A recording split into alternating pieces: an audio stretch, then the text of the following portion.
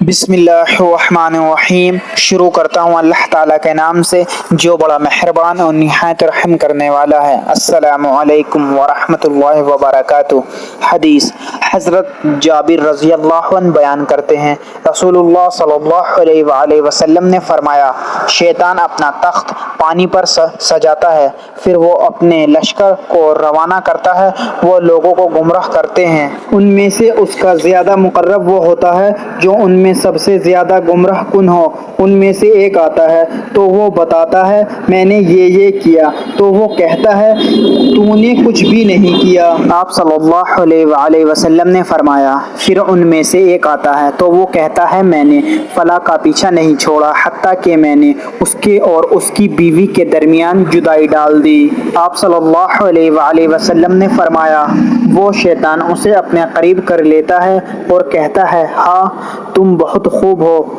امش بیان کرتے ہیں میرا خیال ہے آپ صلی اللہ علیہ وآلہ وسلم نے فرمایا تو وہ شیطان اسے گلے لگا لیتا ہے۔ حضرت ابن مسعود رضی اللہ عنہ بیان کرتے ہیں، رسول اللہ صلی اللہ علیہ وآلہ وسلم جو کہ صادق و مصدوق ہیں، فرمایا تم میں سے ہر ایک کی تخلیق اس کی ماں کے پیٹ میں اس طرح مکمل کی جاتی ہے کہ وہ 40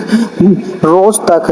نطفہ رہتا ہے، پھر اتنی مدت جمع ہوا خون رہتا ہے، پھر اتنی مدت گوشت کا لوتھڑا رہتا ہے، پھر اللہ تعالیٰ 4 باتیں لکھنے کے لیے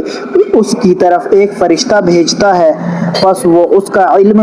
اس کی عمر، اس کا رزق اور اس کا بدنصیب یا سعادت مند ہونا لکھتا ہے،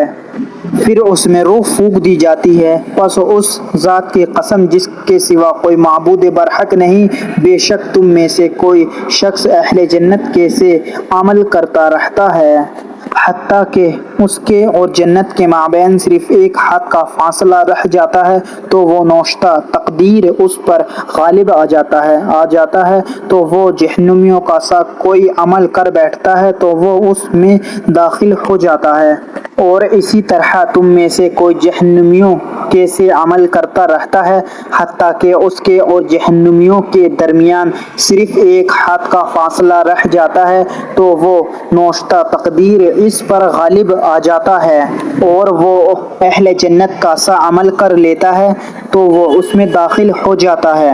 رسول اللہ صلی اللہ علیہ وآلہ وسلم نے فرمایا، اللہ اس شخص کے چہرے کو تر و تازہ رکھے جس نے میری حدیث کو سنا، اسے یاد کیا، اس کی حفاظت کی اور اسے آگے بیان کیا، اس لیے اس ویڈیو کو زیادہ سے زیادہ شیئر کریں۔ پیارے دوستو، اللہ تعالی ہم سب کو ان پیاری احادیث مبارکہ پر عمل کرنے اور اپنی زندگیوں کو سنوارنے کی توفیق عطا فرمائے، آمین۔ مزید اسی طرح کی اسلامک ویڈیو دیکھنے کے لیے چینل زما ملک کو سبسکرائب کر لیں اور ویڈیو کو لائک اینڈ شیئر ضرور کریں۔ جزاک اللہ، شکریہ۔